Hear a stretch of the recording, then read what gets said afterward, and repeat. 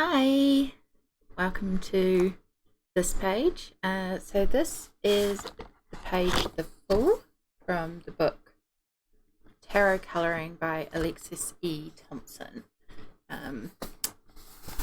I have not actually coloured in this one yet. It's been sitting on my shelf for a while and I have decided I'd like to colour in it.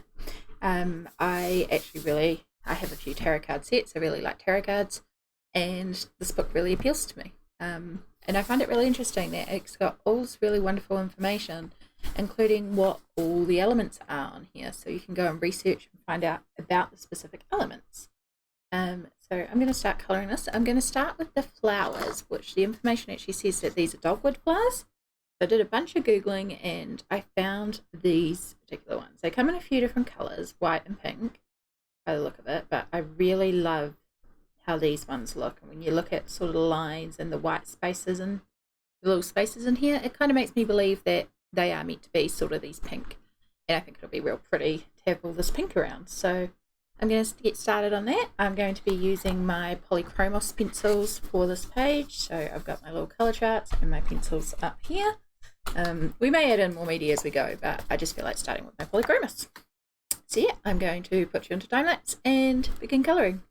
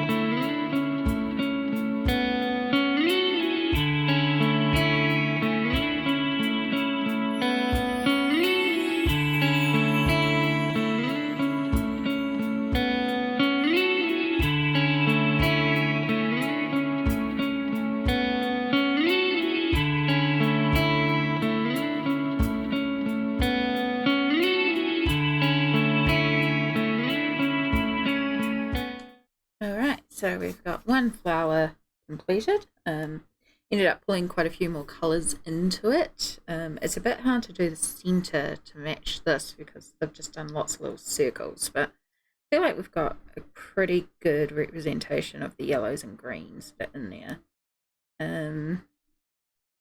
So just trying to see if I had any, because we've got a few buds and stuff.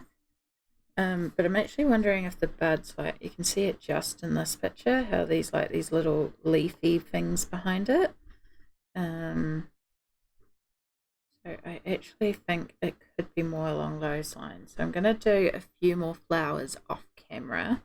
And then as I do some more research and figure this out, I will come back and we'll carry on with the buds, the leaves, and the branches. Alright, so it's now the next day. So I completed all the flowers last night and I went to put the book to the side, picked up my water bottle, and I did not have my lid on my water bottle and managed to spill a couple of drops. So yeah, we've got a little crease in the paper, but it's still okay. It's dried, it's got a little, but this will flatten out as we colour, so it's just something I'll have to be aware of when I do finally get to the geese. But I'm very happy with how the flowers came out, and now I'm going to start work on the leaves. And I've done a bit of investigation around the buds. I'm going to come back to those when I do the branches, and it's because it'll pull in flower colours and leaf colours as well. So I'd rather have all that settled, and then I can start bringing in those additional colours. But again, I did do some Googling online, and I found this image which shows the leaves, and it's really blown out on this camera, unfortunately, but not only do you have like a really nice green similar to what we used in the centre of the flowers here, but then we've got some red on the side which ties in with the pink. So I'm going to use the greens that I used in the actual centre of the flowers, and then I'm also going to bring in a little bit of that red pink on the edges. And then because the centre is got more lighter tones, I will also bring in the yellow that I used, and then I'll add to this as well with some additional colours. And the reason why I'm pulling in these colours, even though this red is probably a little on the cooler side than the actual picture, it'll help bring the piece together by using those same colours repeating in different elements. So where I can use the same colour, I will try to bring in those same colours. And that's why as I work, I also make sure I am making notes of what colours I use so I can bring them in. So this is my own little tracker that I made just to record colours as I use them. Yeah, I will do the same thing again. I will work on one of the leaves, sort of show you the process of the leaves, and then once that's done, I will go off camera and complete the leaves. I might even do 2 leaves. We'll see how we go.